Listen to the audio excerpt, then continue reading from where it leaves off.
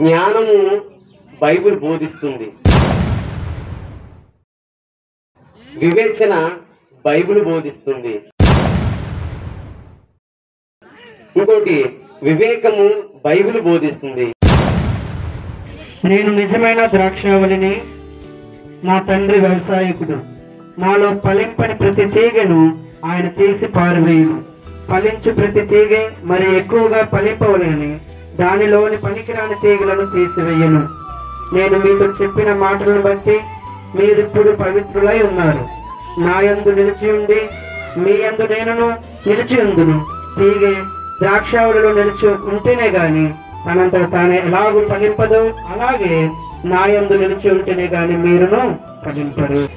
ఎదిగినప్పుడు జ్ఞానం కలగాలి అంటే ఎక్కడ దొరుకుతుంది జ్ఞానం అంటే చాలా మంది అనుకోవచ్చు, బడిలోకి వెళ్తే మనకు అక్షరాలు నేర్పిస్తారు అంటే. కాలేజీకి వెళ్ళారు, తల్లిదండ్రులు అయితే పంపారు వాస్తవమే, కానీ వాళ్ళ జీవితంలో ఏం జరుగుతుందో తల్లిదండ్రులకు తెలియదు. వాళ్ళు అనుకోవచ్చు తల్లిదండ్రులు మా పిల్లలు చక్కగా కాలేజీకి వెళ్ళి చదువుకుంటూ వస్తున్నారు అనుకుంటున్నారు, కానీ వాళ్ళు ఏం చేస్తున్నారో తెలుసా?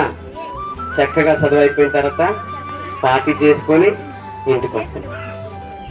కాలం అలాగా మారుతుంది కాబట్టి, సమాజం అలాగా ఉంది కాబట్టి, అందుకే మేము వాక్యాలు తీసి క్షుణ్ణంగా విడమార్చి చెప్తున్నాం. నిజమే, ఈనాటి కాలం పిల్లలు చాలా మంది పాడైపోతున్నారు. అయితే జ్ఞానము బైబిల్ బోధిస్తుంది, వివేచన బైబిల్ బోధిస్తుంది. ఇంకోటి వివేకము బైబిల్ బోధిస్తుంది, బుద్ధి బైబిల్ బోధిస్తుంది. ఇంకోటి పాపము చేయకుండా మంచి మార్గంలోకి నడిపిస్తుంది. ఇది అందుకే పరిశుద్ధ గ్రంథం అని బైబిల్ అని చెప్తున్నారు భక్తులు. ఎప్పటి నుండి తెలుసా? పూర్వీకుల నుండి. దేవుడు ఏ దేవుడైతే ఈ పరిశుద్ధ గ్రంథాన్ని ఏ భక్తులతోనైతే రాయించాడో అప్పటి నుండి కూడా ఇప్పటి వరకు కూడా మనిషికి శాశ్వతమైనది ఏదైనా, మంచి మార్గం నడిపించేది ఏదైనా ఉంది అంటే అది పరిశుద్ధమైన బైబిల్ మాత్రమే. సమాజంలో ఎన్నో బుక్స్ ఉన్నాయి ఏంటి జ్ఞానం కలిగించడానికి, కానీ పాపంలోకి మట్టికి వారు వెళ్ళిపోతున్నారు. కానీ ఈ బైబిల్ చదివితే పాపంలోకి వెళ్లకుండా మనల్ని ఆపగలుగుతుంది. దీన్ని జీవ గ్రంథం అని కూడా అంటారు. అందుకే ఇది మంచి మార్గంలోనికి నడిపిస్తుంది. ఇందాక అయ్యగారు ఒక మాట అన్నారు, చెడు సాంగత్యము ఏం చేస్తుంది? మంచి నడవడిని పాడు చేస్తుంది, చెరిపేస్తుంది, పాడు చేస్తుంది. అలా పాడవకుండా ఉండాలి అంటే నిజంగా ఈ పరిశుద్ధ గ్రంథాన్ని ప్రతిరోజు ధ్యానించాలని మన భక్తుడైన దావీదు చెప్తున్నాడు. ఓకే, ఇందాక చదివిన వచనానికి వెళదాం సూటిగా. 15వ అధ్యాయంలో చెప్పదగిన మాట ఏంటంటే, మొదటి మాటలో నేను నిజమైన ద్రాక్షావళిని అనే మాట ఎవరికి వర్తిస్తుందంటే ప్రభు అయిన యేసు క్రీస్తుకి వర్తిస్తుంది. అర్థమవుతుందా? ఆ చివరిలో నా తండ్రి వ్యవసాయకుడు అనే మాట ఉంది. యేసు ప్రభు ద్రాక్షావళి అనగా ద్రాక్ష చెట్టు. దానికి అన్ని చేసేది, నీరు ఇచ్చేది, కొన్ని సదుపాయాలు చేసేది ఎవరంటే వ్యవసాయకుడు అనగా తండ్రి. ఓకే, ఆ ద్రాక్ష చెట్టులో ఉండే తీగలే మనము, నువ్వు, నేను. ఇప్పుడు ఏం చేయాలి అంటే ఎవరైతే యేసు క్రీస్తు అనే ఆ ద్రాక్ష చెట్టులో ఒక తీగగా అంటుకట్టబడి అనగా నిలిచి ఉంటామో వారేం చేయబడతారు తెలుసా? ఎక్కువగా ఫలింపబడతారు. ఇంకో మాట కూడా రాయబడ్డది చూడండి, అదే 2వ వచనంలో ఏమని రాయబడ్డా తెలుసా?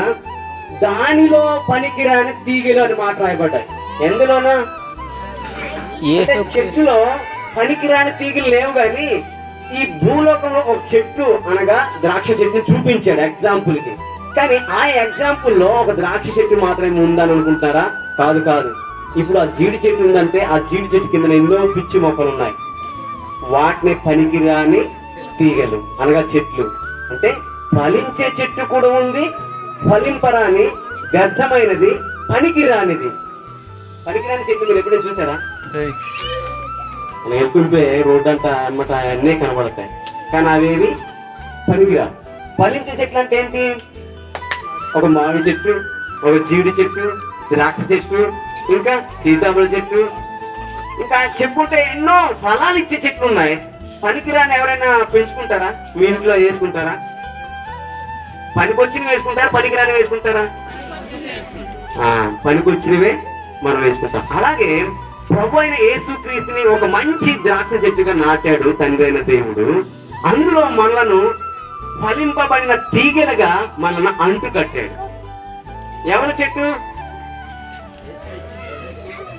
చెప్పాలి? ఎవరి చెట్టు? ద్రాక్ష చెట్టు ఎవరు? ఎవరికి పోలికలో ఉన్నారు? యేసుక్రీస్తు యొక్క పోలికలో ఉన్నారు. దాన్ని వ్యవసాయం చేసేవారు ఎవరు? తండ్రి అయిన దేవుడు. అందులో అడ్డుకట్టబడిన వారు ఎవరంటే తీగలుగా మనమే. అది నువ్వు నేనే. ఎప్పుడైతే ఆ చెట్టుకు మంచి సారం వస్తుందో, ఆ వ్యవసాయకుడు చేసే సారం ఆ చెట్టుకి కూడా వస్తుందో, ప్రతి తీగకు కూడా అటువంటి సారమే ఉంటది. అందుకే ఒక మంచి మాట బైబిల్లో రాయబడ్డది. ఏంటి అంటే 5వ వచనంలో, ద్రాక్షవల్లి నేను, తీగల మీరు, ఎవడు నా యందు నిలిచి ఉండును, నేను వాని యందు నిలిచి ఉండును, వాడు బహుగా ఫలించు.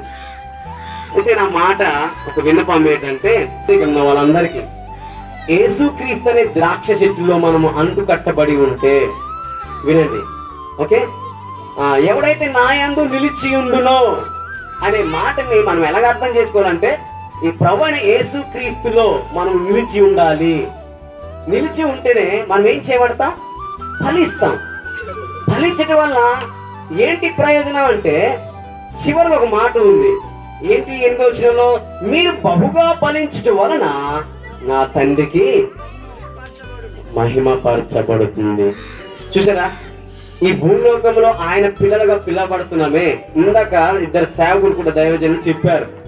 ఒక దేవుని పిల్లలమై ఉండి కూడా ఇంకా సినిమాలకి, లోకానుసరమైన అలవాట్లకు మనం వాటి కోసం లోకం వెనక పరిగెడుతుంది. వారిని చూసి మనం పరిగెట్టడం కాదు, మనలో ఒక ప్రత్యేకత అనేది కనిపించాలి. ఏంటి ఆ ప్రత్యేకత అంటే, మంచి ఫలాలు ఫలించటం వలన దేవునికి మహిమ.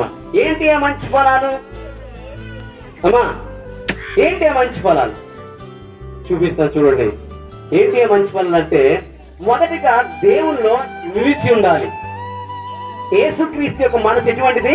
నేను పరిశుద్ధుడు కనుక మీరును పరిశుద్ధులై ఉండుడి అని బైబిల్ చెప్తుంది. ఫలము అంటే పరిశుద్ధత కలిగి ఉండడం.